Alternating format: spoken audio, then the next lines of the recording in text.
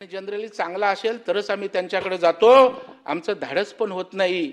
एवढा आदरयुक्त दरारा ज्या माणसांनी निर्माण केलाय त्याच्यावर शिंतोडे उडवताय. त्यांनी सांगितलं मी साईट पोस्टिंगला कुठेतरी ट्रेनिंगला होतो आणि एक चांगला साहित्यिक असणारा अधिकारी आहे, त्याला आमच्या झोनचं डीसीपी पद न मागता दिलं आणि तुमच्याकडे बदल्यांमध्ये बाजार मांडलाय आणि इथे नागानं त्या ठिकाणी कांदे सोलणार. त्याच्यामुळे सभापती महोदय, या ठिकाणी करणी आणि कथनीतला फरक या विरोधी पक्षाचा त्या ठिकाणी वारंवार सभापती महोदय या ठिकाणी दिसतोय. काही झालं मगाशी आमच्या ताईने उल्लेख केला, रेल्वेत मारामारी झाली, एखाद्याचं डोकं फिरलं, त्या प्रियकरासाठी जाऊन कोण ढकलतय. अहो सभापती साहेब, मानसिकता या लोकांची बिघडली. सरकार कुणाचं असो ना, गृहमंत्री कोणी असो, मुख्यमंत्री कोणी असो, ही विकृत मानसिकता जोपर्यंत आवरत नाही ना सभापती महोदय आपण, तोपर्यंत आपल्याला कोणाला दोष देता येणार नाही. सगळ्या उपाययोजना आपण करतोय. सरकार तुमचं असलं तरी करताय, विरोधी पक्षाचं सरकार असतानाही आपण केल्यात असं आम्ही म्हणत नाही की तुम्ही केल्या नाहीत. आमचं सरकार असताना आम्ही जास्त केलेत. विकृत मानसिकतेला काय करणार? त्यामुळे त्याच्या काउन्सिलिंगची आवश्यकता तेही होतंय. ती काउन्सिलिंगची यंत्रणाही कमी पडते, ती वाढवली पाहिजे. या गोष्टी कशामुळे होतात सभापती महोदय, ते त्या ठिकाणी आणलं पाहिजे. हेही मला या ठिकाणी सभापती महोदय आवर्जून या ठिकाणी सांगावंसं वाटतं. बोलत असताना केवळ विरोधक म्हणून टीका करण्यापेक्षा सरकारला काही चांगल्या सूचनांची अपेक्षा आहे. दुर्दैवाने सूचना आल्या नाहीत.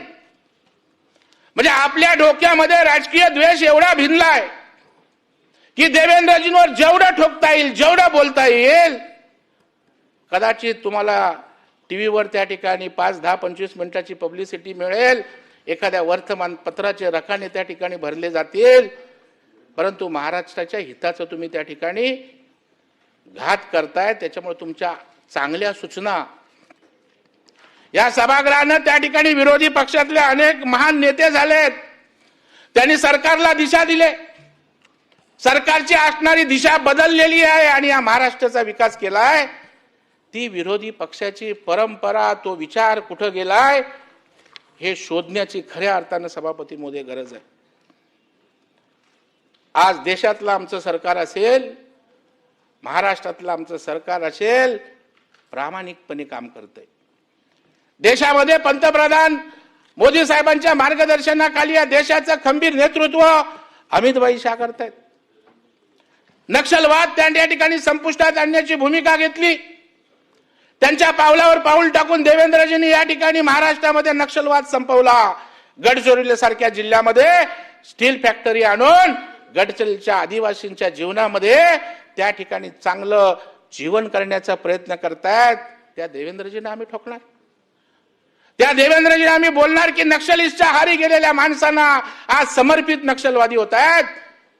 त्यांच्या हाताला काम देतोय, त्यांना चांगल्या मार्गाला लावतोय आणि तुम्ही देवेंद्रजींना त्या ठिकाणी दोष देणार.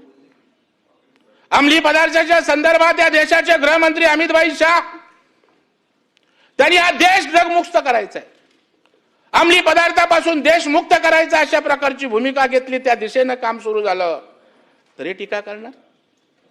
या राज्यामध्ये अंमली पदार्थ त्या ठिकाणी त्या संदर्भात ड्राईव्ह घेत आहेत, उपाययोजना करतायत आणि आम्ही त्या ठिकाणी आमच्या प्रस्तावामध्ये त्या ठिकाणी सांगणार की अंमली पदार्थाच्या घटना राज्यात मोठ्या प्रमाणावर येत आहेत. अरे राज्याला नका बदनाम करू.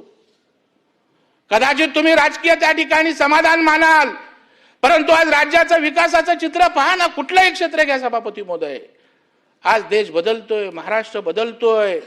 तुमचे विचार का बदलत नाही सभापती महोदय? चांगल्याला चांगलं म्हणण्याचा अवधारी आपल्यात कधी येणार आहे की नाही सभापती महोदय? आणि त्यामुळे सभापती महोदय अत्यंत चांगल्या पद्धतीनं लोकशाही मराठी ऐका, पहा, जागरूक रहा.